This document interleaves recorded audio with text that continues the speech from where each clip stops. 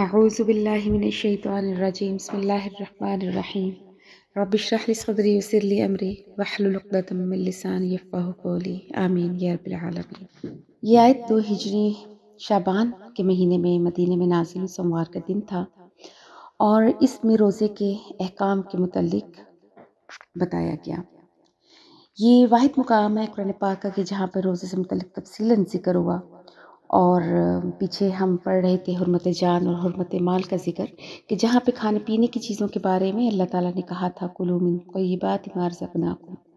اب اس کھانے پینے سے رکنے کی بات ہو رہی ہے کہ جہاں پر ایک طرف اللہ کی نعمتوں سے فائدہ اٹھانا مقصود ہے، تو وہاں پر پھر شکر ادا کرنا بھی بہت ضروری ہے، اور شکر انسان تبھی ادا کرتا ہے جب اس کو اس چیز کی قدر آتی ہے۔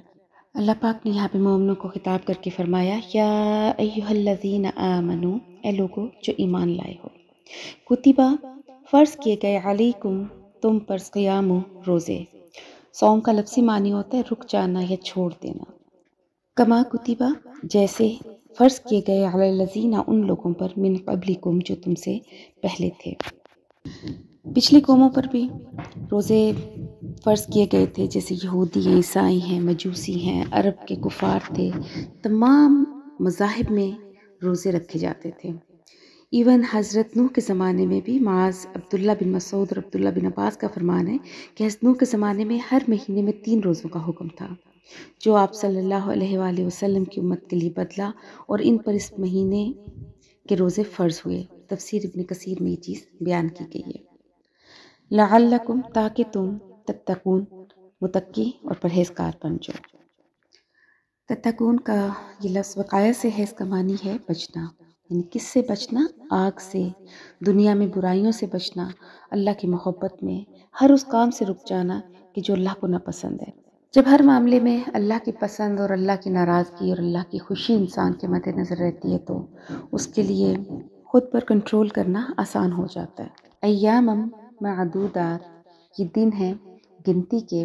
فمن کانا، پس جو کوئی ہو، منکم تم میں سے، مریضن بیمار، او علی سفرن یا سفر پر، فعدتم تو پس اس گنتی کو پورا کر لے، من ایام اخر، اور دنوں میں۔ تو یہ گنتی کے دن ہیں، 29 ہوں یا 30 ہوں، ان کو پورا کرنا ہر مسلمان پر فرض ہے۔ لیکن اگر ایسی کوئی سچویشن آ جاتی ہے، کوئی ایسی بیماری آ جاتی ہے، یا کوئی ایسا سفر آ جاتا ہے کہ آپ روزہ نہیں رکھ سکتے، تو پھر آپ اس کو دوسرے دنوں میں قضا کر سکتے ہیں۔ جیسے ایسے ہی ایک مرتبہ 8 ہجری میں فتح مکہ کا سفر تھا رمضان کے مہینے میں، تو ایک مقام ہے قدید۔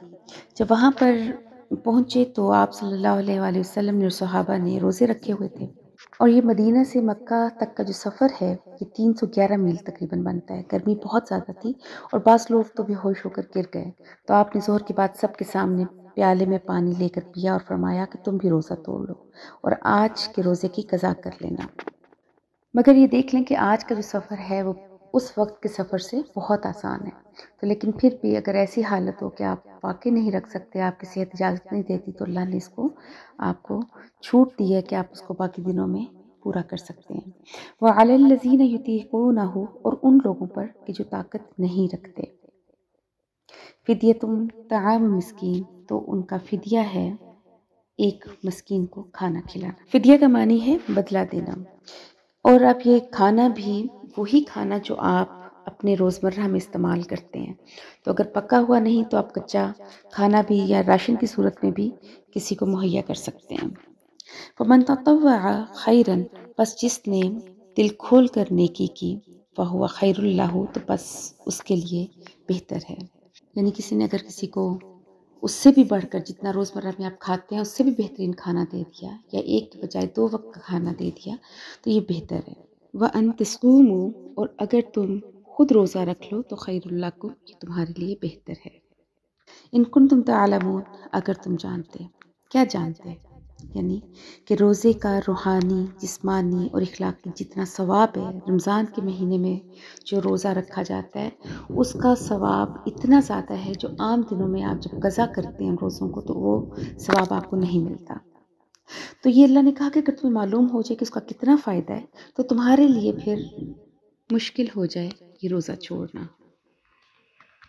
عمل آسان ہو جاتا ہے جب ہمیں اس کی فائدے کا پتہ چل جاتا ہے، پھر چاہے ہمیں کتنی مشقت کیوں نہ کرنا پڑے، انسان وہ کام ضرور کرتا ہے۔ شہر رمضان، رمضان کا مہینہ۔ قرآن پاک میں جتنے 12 مہینے ہیں ان میں صرف اور صرف رمضان کے مہینے کا نام قرآن میں آیا ہے۔ اس سے اس کی اہمیت کا پتہ چلتا ہے کہ اللہ کے نزدیک اس مہینے کی کیا اہمیت ہے۔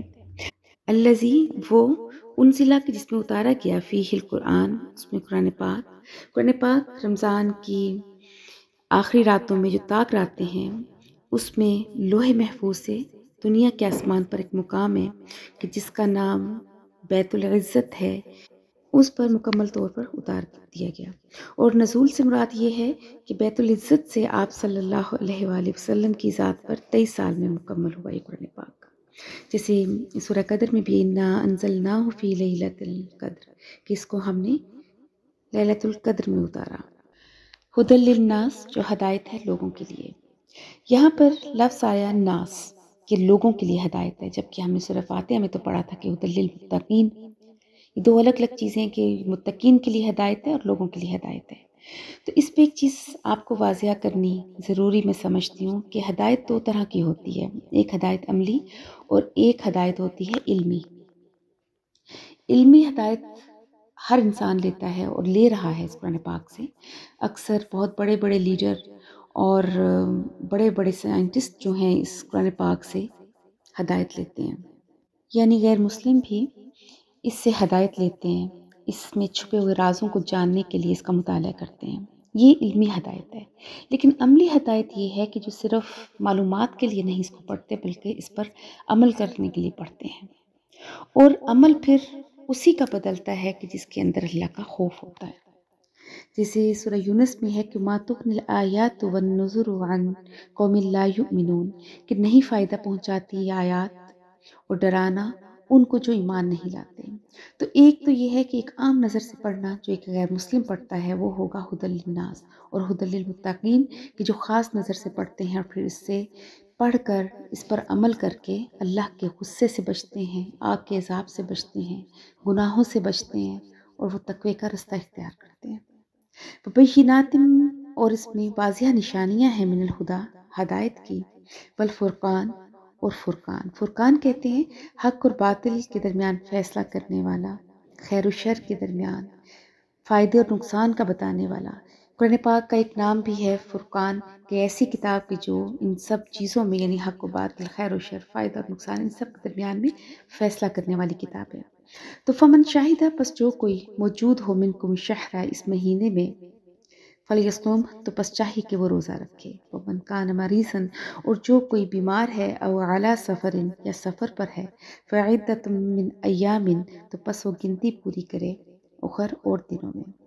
یرید اللہ، ارادہ کرتا ہے اللہ، بکم الیسرا، تمہارے ساتھ آسانی کا، ولا یرید، اور نہیں ارادہ کرتا، بکم العسر، تمہارے ساتھ تنگی کا، ولتکملوا العدۃ، اور تاکہ وہ مکمل کریں گنتی کو، وَلِتُكَبِّرُوا اللَّهَ، اور تاکہ تم بڑائی بیان کرو اللہ کی، عَلَى مَا هَدَاكُمْ، اس چیز پر جو جیسے تمہیں ہدایت دی گئی، وَلَعَلَّكُمْ، اور تاکہ تم تشکرون، شکر ادا کرو۔ اب ان آیات میں دیکھیں کہ اللہ کا انداز کتنا خوبصورت ہے، کہ پہلے پیچھے بھی جتنے احکام ہم نے پڑھے ان میں بھی اور آج میں بھی، کہ پہلے حالات کے موافق اللہ تعالیٰ ایک حکم دیتے ہیں کہ یہ کام تم پر فرض کر دیا گیا، تم نے کرنا ہے، لیکن اس کے بعد آسانی کا معاملہ بھی کرتے ہیں، ساتھ ہی پھر اللہ تعالیٰ یہ بتا دیتے ہیں ہاں اگر نہیں ہو سکتا تو پھر تم یہ رستہ اختیار کرو۔ جیسے پہلی آیت میں تو اللہ تعالیٰ نے جب خطاب شروع کیا تو آمنو کا لفظ استعمال کیا، ایمان والے۔ ایمان والے کون ہیں؟ کہ ان کا ایمان محض صرف زبان کا نہیں ہے بلکہ ان کو دل سے یقین ہے، اور پھر وہ زبان سے اقرار کرتے ہیں، اور پھر ان کا جو عمل ہے وہ اس چیز کی تصدیق کر دیتا ہے کہ جو انہوں نے پڑھا، جو انہوں نے سمجھا، اس کو وہ دل سے ایمان لاتے ہوئے اس پر وہ عمل کرتے ہیں، جس کا جتنا ایمان مضبوط ہوگا اس کے لیے عمل اتنا ہی آسان ہوگا، اس کا عمل اتنا ہی ٹھیک ہوگا، اور جس کا عمل ٹھیک نہیں تو سمجھ لیں کہ اس کا ایمان بھی کمزور ہے۔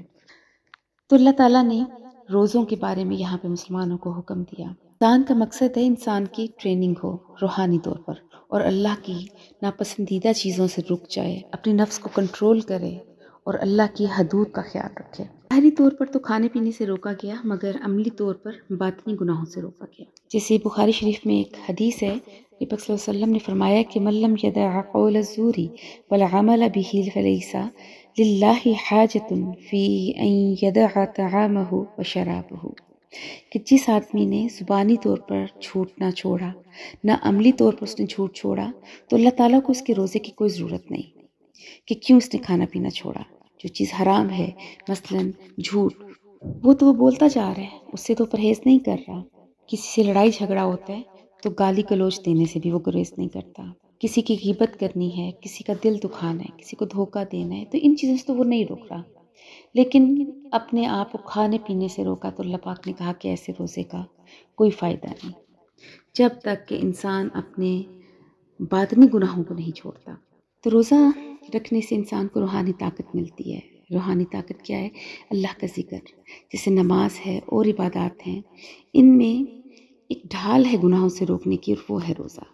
یہ آپ کی خواہشات، جو نفسانی خواہشات ہوتی ہیں، ان کو کمزور کر دیتا ہے۔ بظاہر جسمانی طور پر تو انسان کمزوری محسوس کرتا ہے، لیکن روحانی طور پر بہت مضبوط ہو جاتا ہے۔ روزے کی دو مقصد ہیں، ایک تقویٰ اور دوسرا شکر، کہ جب انسان تقوی کا مظاہرہ کرتے ہوئے تمام دن اپنے آپ کو ظاہری اور باطنی گناہوں سے روکتا ہے، کھانے پینے سے روکتا ہے، تو پھر اس کو افطاری میں ایک شکر گزاری کا احساس پیدا ہوتا ہے کہ بھوک کتنی خوفناک چیز ہے، اور دن میں ہم اللہ کی کتنی نعمتوں کو بغیر گنے، بغیر شمار کیے ہم ان نعمتوں کو استعمال کرتے ہیں، اور ہمیں احساس تک نہیں ہوتا کہ ہم اس رب کا شکر بھی ادا کریں۔ شکر شکوے کی ضد ہے، کہ اگر انسان کے اندر شکر نہیں آئے گا تو وہ شکوے کرتا رہتا ہے، وہ اللہ سے انہی چیزوں کو گنواتا رہتا ہے کہ جو اس کی زندگی میں کچھ کمی رہ گئی۔ اللہ نے پہلے حکم دیا، پھر اس کے بعد اللہ نے یہ بھی بتا دیا کہ اگر حالات موافق نہ ہوں تو درمیان کا آسانی کا راستہ بھی یہ ہے۔ تو ہمیں پتہ چلا کہ رمضان کا مہینہ کتنا اہمیت کا حامل ہے، کہ اس میں قرآن نازل ہوا، لانے والے حضرت جبرائیل امین، جن پر لایا گیا نبی پاک صلی اللہ علیہ وآلہ وسلم، شہر مدینہ اور بہترین امت۔ تو کیا ہم اس کتاب کی قدر کر رہے ہیں؟ اس کی قدر یہی ہے کہ اس کو پڑھیں، سمجھیں، اس پر غور کریں اور پھر اس پر عمل کریں۔ اللہ پاک ہم سب کو ہدایت دے۔ وآخر دعوانا ان الحمد للہ رب العالمین۔